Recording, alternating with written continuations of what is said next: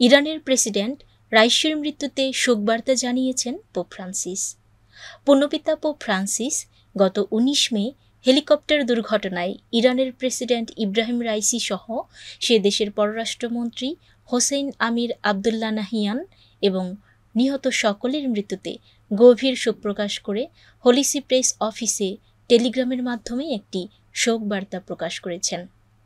এ বার্তাটি ইরানের ইসলামী প্রজাতন্ত্রের সর্বোচ্চ নেতা আয়াতুল্লাহ সাইদ আলী হোসেইনি খামেনিকে পাঠানো হয়েছিল, যিনি ওই দেশের জন্য 5 দিনের শোক ঘোষণা করেছেন।